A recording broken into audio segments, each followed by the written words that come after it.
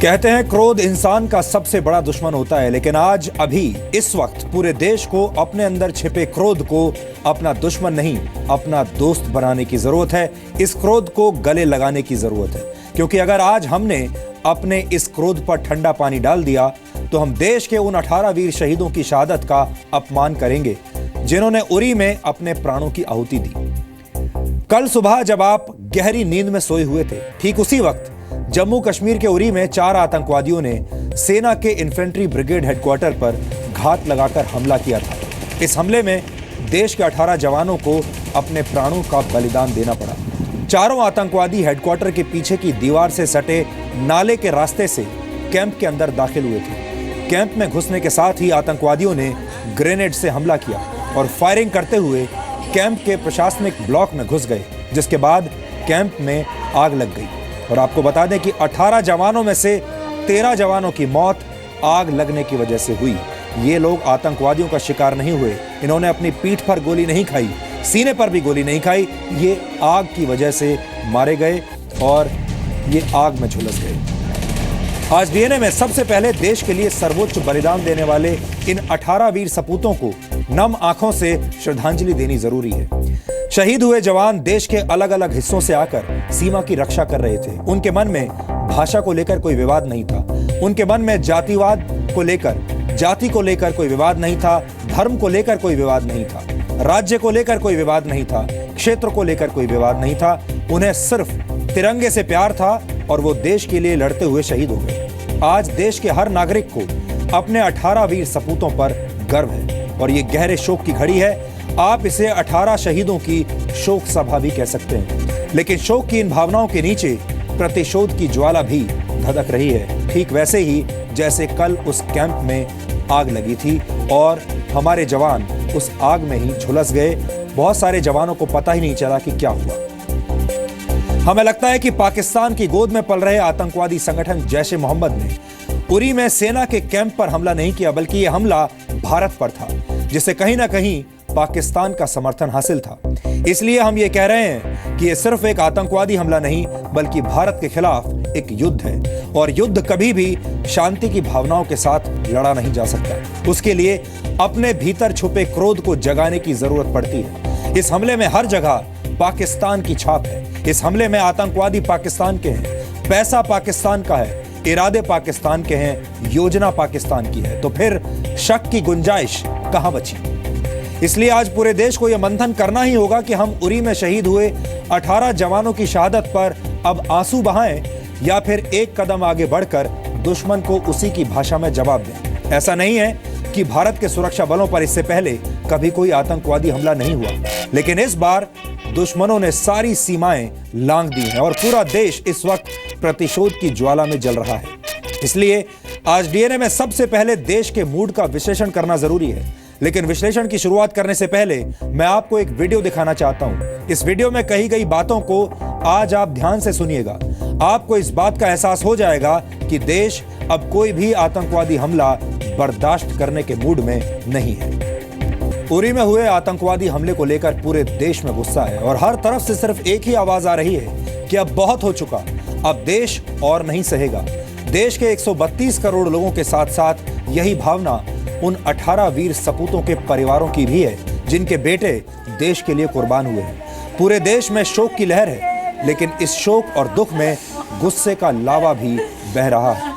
किसी भी आम हिंदुस्तानी को अब पाकिस्तान के साथ शॉल और साड़ी वाली डिप्लोमेसी का नहीं, बल्कि आंख से आंख मिलाकर जवाब देने वाले एक्शन का इंतजार है। अब सवाल यह है कि आखिर कब तक आतंकवाद से लड़ने के लिए इस देश की अंतरात्मा सोई रहेगी, क्योंकि जब तक लोगों के अंदर का आक्रोश बाहर नहीं आएगा तब तक देश की अंतरात्मा ऐसे ही सोई रहेगी और देश के बेटे इसी तरह अपना बलिदान देकर दुनिया से जाते रहेंगे। सोचिए, अगर यही घटना फ्रांस, ब्रिटेन या अमेरिका में हुई होती तो वहां पर क्या होता? तब शायद पूरा देश घर से बाहर निकलकर सड़कों पर आ जाता। पेरिस हमले के बाद आपको याद होगा पूरा फ्रांस एकजुट हो गया था और वहां के लोगों ने आतंकवादियों को बर्बाद करने की कस्में खाई थी और इसके बाद हुआ भी यही। लेकिन दुख की बात यह है कि भारत में ऐसे हमलों के बाद लोग सिर्फ ऐसी घटनाओं की कड़ी निंदा करके छुटकारा पा लेते हैं। सच ये है कि कड़ी निंदा करके आतंकवाद को खत्म नहीं किया जा सकता। अगर ऐसा होता तो अमेरिका सहित दुनिया के तमाम बड़े बड़े देश मिसाइल्स और फाइटर जेट्स पर अपना पैसा खर्च करने की बजाय कड़ी निंदा पर अपना पैसा इन्वेस्ट करते और दुनिया से आतंकवाद ऐसे ही मिट चुका होता। यह हमारे देश की एक बहुत ही बड़ी विडंबना है कि यहां आतंकवादियों का महिमा मंडन करने वालों की लंबी लाइन लगी हुई है, लेकिन देश के लिए मर मिटने वाले बेटों की बात कोई नहीं करना चाहता। कोई उनके परिवार के आंसू और गुस्से की बात नहीं करना चाहता। हमें इस घटिया विचारधारा को तोड़ना होगा, क्योंकि जिंदगी की सभी तकलीफों को सहने के बाद भी देश के लिए सर्वोच्च बलिदान करना आसान काम नहीं है। देश हमेशा ऐसे वीर सपूतों का कर्जदार रहेगा। इनके बलिदान का कर्ज हम कभी नहीं चुका पाएंगे। इसलिए आज बलिदान की इन दर्द भरी कहानियों को पूरे देश तक पहुंचाना बहुत जरूरी है।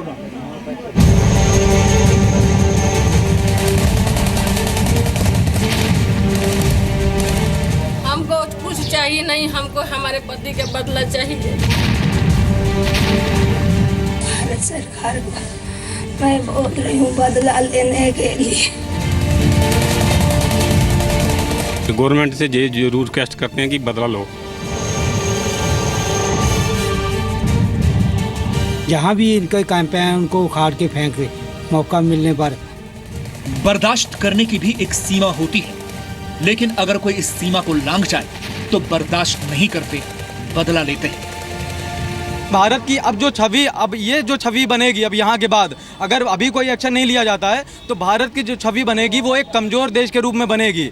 लातों की भूत बातों से नहीं मानते, और मेरा ख्याल इनको तो अब गोली की जरूरत है और ये अपनी भाषा जो है उसी में समझते हैं। अब नहीं, काफ़ी हुआ हमारे आर्मी लोगों का बलिदान, काफ़ी शहीद हो गए, अब नहीं। पार्लियामेंट, इंडियन पार्लियामेंट पर हमला हो चुका है, यही डायलॉग सुनते आए हैं। ज़बरदस्त, अगर वो इस तरह से काम, हमें अंदर जाके मार करनी चाहिए, रिटेलिएट करना चाहिए। जम्मू कश्मीर के उरी में हुआ आतंकवादी हमला सिर्फ सेना के कैंप पर हमला नहीं था, बल्कि ये भारत के खिलाफ छेड़ा गया वो युद्ध है जिसे अंजाम तक पहुंचाने की जिम्मेदारी अब भारत के कंधों पर है।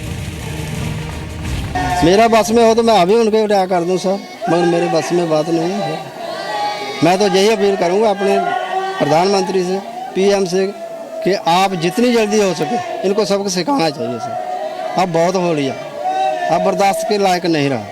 सरकार वहाँ जाकर उनको नष्ट क्यों नहीं कर देती, उनको नष्ट कर दे, बर्बाद कर देता। कि जो अपने देश के लिए जान देता है उसे शहीद कहते हैं। मेरे को ना अपने पापा पे गर्व हो रहा है, क्योंकि मेरे पापा मरे नहीं हैं बल्कि एक शहीद हुए हैं, आर्मी में थे, और वो भी देश के लिए मरे। उन लोग हम लोग के देश पर अटैक करते हैं अचानक, वैसे हम लोग को भी करना चाहिए, तभी पाकिस्तान सुधरेगा, ऐसे नहीं उन लोग सुधरने वाला।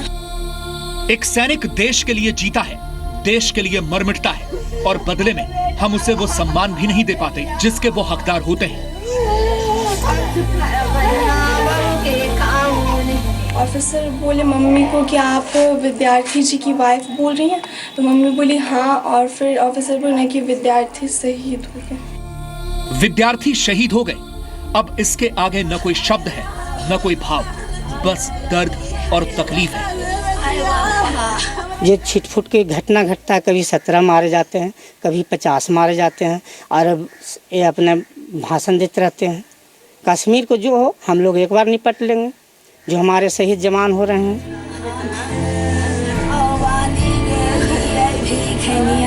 शहीद एसके विद्यार्थी की पत्नी के आंसू रुक नहीं रहे हैं। लोग संभाल तो रहे हैं, लेकिन ऐसे दर्द में कौन किसको संभाल पाता है।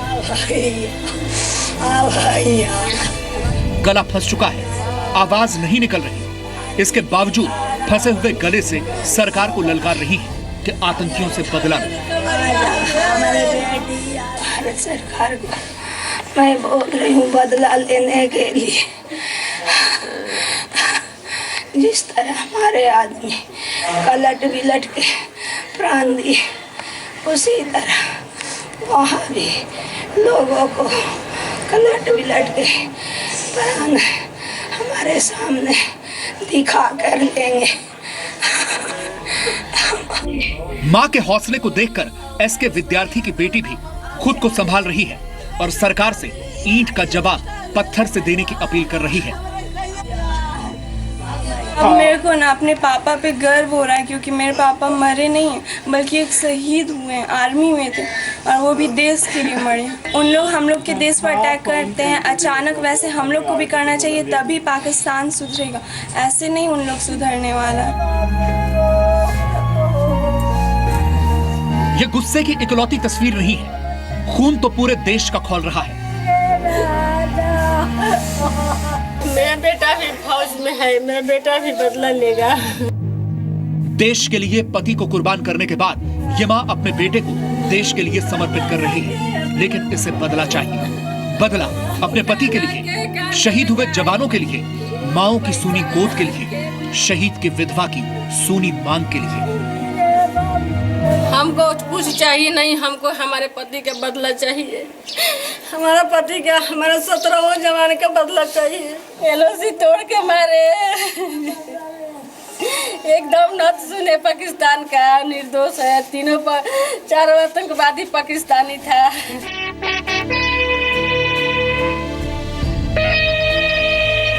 डोगरा रेजिमेंट के हवलदार रविपाल भी इस हमले में शहीद हुए हैं और इस परिवार को भी शहादत का इंसाफ चाहिए।